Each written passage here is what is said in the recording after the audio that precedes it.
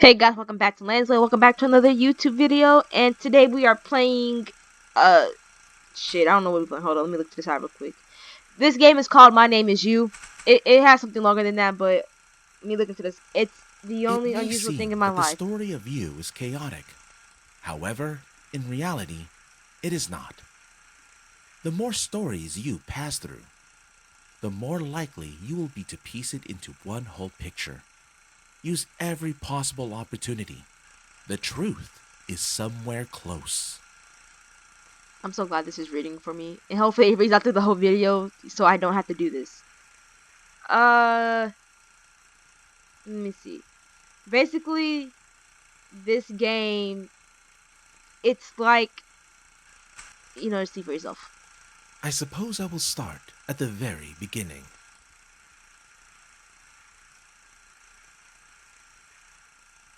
Chapter 1. I gotta click it, oh my god. Once upon a time, there lived you.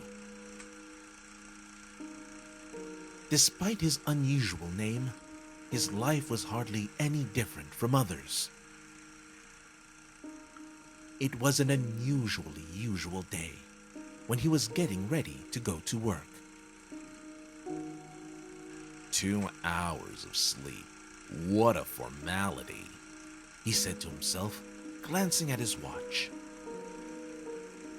He was used to working at night, just as he was used to never having days off. That morning, the buttons on his shirt were fastened faster than usual. This was not by chance. The tear-off calendar boldly declared Friday, April 3rd. It reminded him that there were only 3 work days before his holiday, and there was no room for mistakes. Oh shit.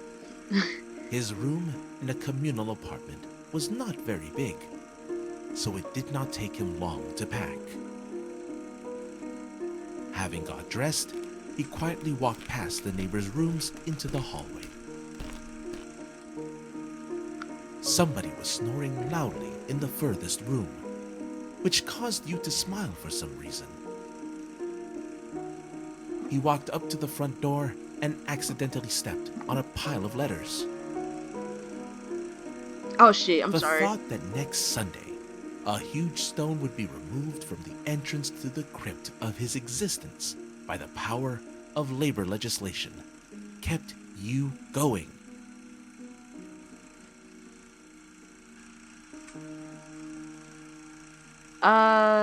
So this game is like a decision-based game. It's like Life is Strange 2, and other fucking games like that, but without the supernatural shit in it. So I don't know if I'm already late to work or not, but I'm gonna read the letter because I'm gonna read the letter. Glancing at the address line, a chill went through Yu's body for a split second. From Darina. Can these niggas spell use body? Not your body, but your use Yu body. was confused by the seal on the envelope, indicating the place of departure. No leave grad. The grammar in this game right now, you was. I'm pretty sure the correct terminology is you were. Is she really coming back to Cannot? Yu wondered. Dear Yu, my doctor's suspicions are confirmed. I have the same disease that struck you.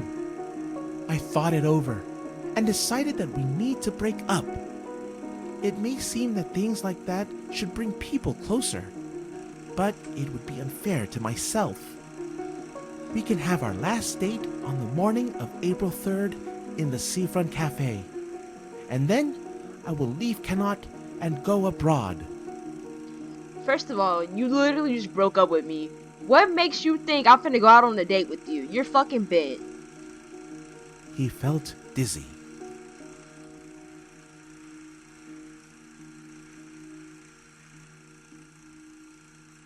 Go to work or go to the calf. Well, motherfucker's already late, so let's just go ahead and go to the calf. I might get fired, but that's okay. Although Yu suffered from excessive hypochondria, he really had an incurable illness. He clearly remembered the day when he heard the diagnosis. I don't understand why it continues to read it, but it doesn't go to the next thing. You have to like click to go to the next section. Since that moment, he stopped counting new birthmarks on his body. I clicked it, goddammit. He seemed shaken up after reading the letter, but not surprised. He tried to squeeze out a tear to see if he was still capable of showing emotions. Dang, that's that. You've been hurt so much that crying doesn't affect you anymore. Alas, he just welled up a little. You decided that it was because he had drunk a large amount of coffee, which dehydrated his already dried up body. Approaching the seafront, he tried to spot Darina. It did not take him long to find her. There she was, at the cafe table. She probably had no clue how much he appreciated her starting the conversation. Usually, you are late. Bitch. As he should not say shit. I'd have smacked that bitch. I am tired. I hope you understand me. But he did not.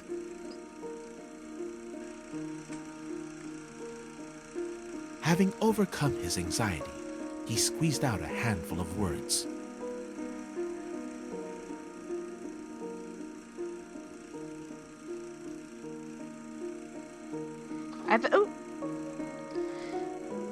Sometimes you need a baby girl. Sometimes you don't need a baby girl. Baby girl just broke up with me, try to break over me over a fucking no. Usually, I would just let her go ahead and go. But I'm gonna ask her to stay.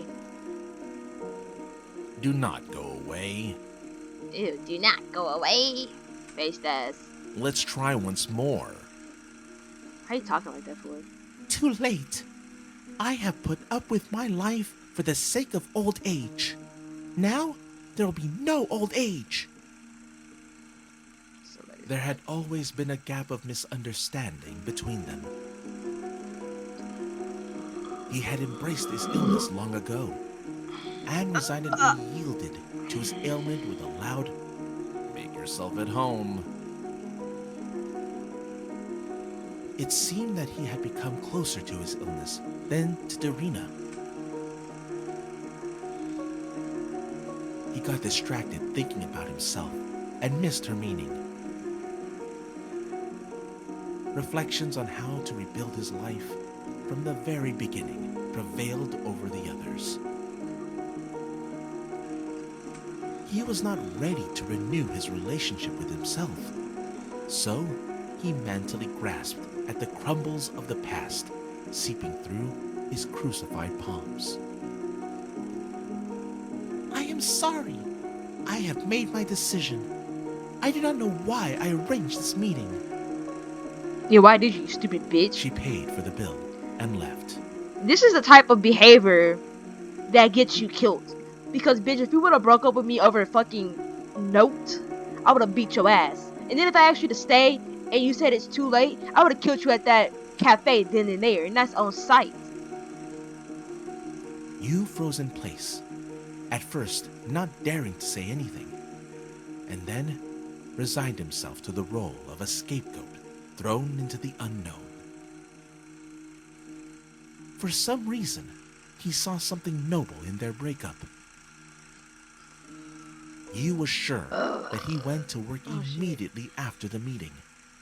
But when he came to his senses, he realized that he was on an unfamiliar street, cloaked by dusk. Despite the fact that the street seemed to be deserted, he felt someone's heavy presence. Turning to a rustle behind his back, Yu impaled his chest on a knife, squeezed in the hands of a long familiar figure. What? Greetings from the past. Hell no. Whether from pain or surprise, Hugh could not utter a single word. The murderer carefully took out the blade and laid your motionless body on the ground. Dang, I just died just like that.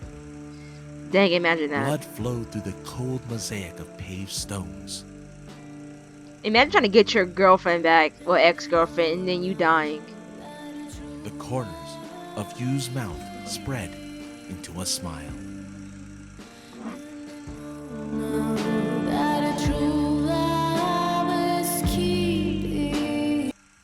Are you serious? Okay, well, that option was clearly ass, and there has to be way more chapters than that stupid bullshit. But the next time I'm gonna play this game again, and then I'm just gonna say fuck her no and just go to work and see what happens then.